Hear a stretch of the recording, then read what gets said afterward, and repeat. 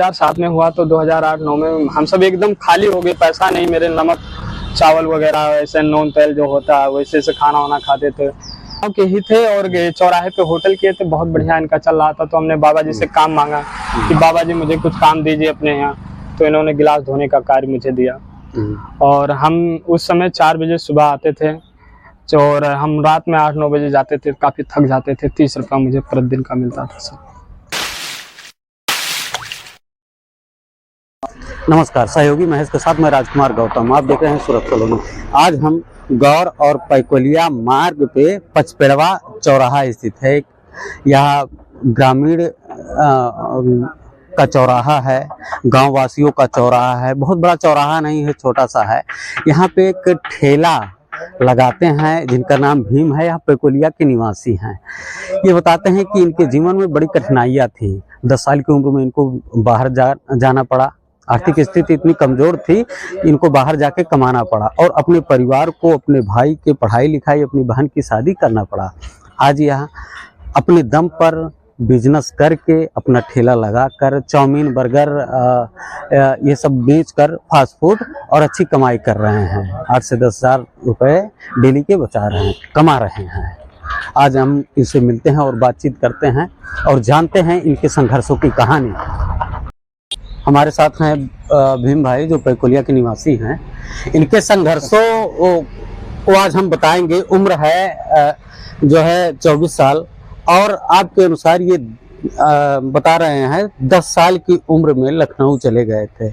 आर्थिक समस्याएं थी, घर परिवार बहुत मजबूत नहीं था आर्थिक रूप से।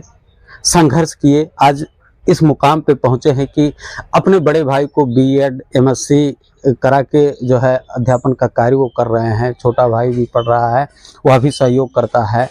घर की स्थिति अब ठीक ठाक मतलब पहले से बहुत बेहतर है।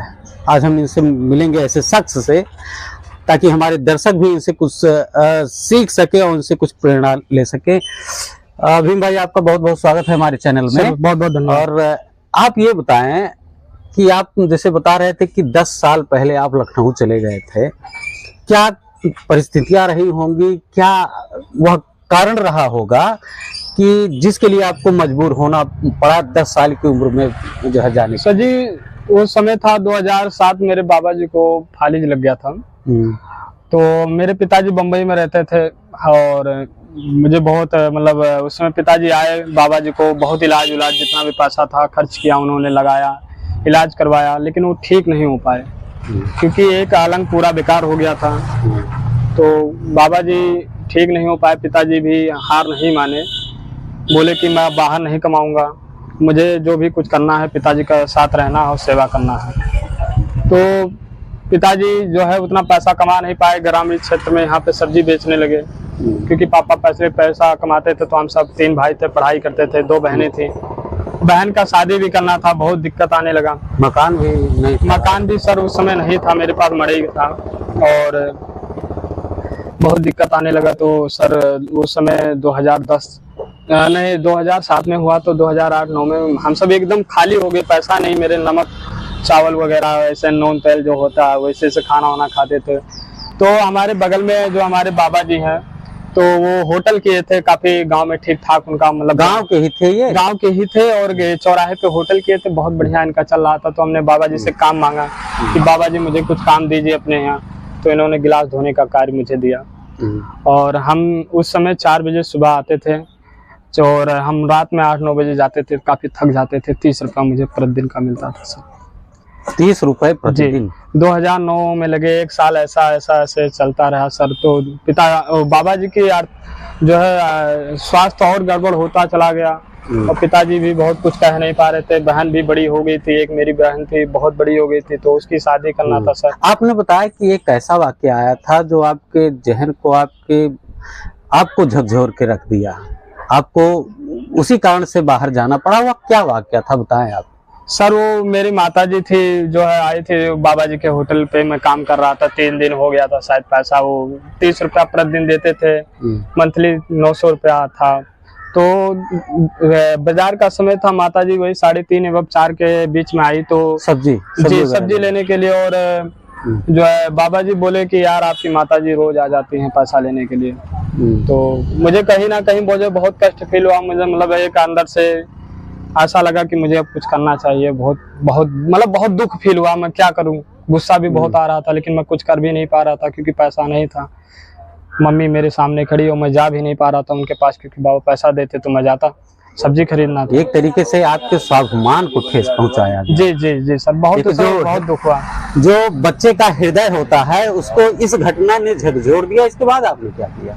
उस समय सर ऐसे 1-2 महीना मैंने काम किया, फिर एक बार एक भैया मिले, उसी दुकान के थ्रू मिले। वो लखनऊ में न्यू हॉस्पिटल में रहते थे, यहीं बगल के थे।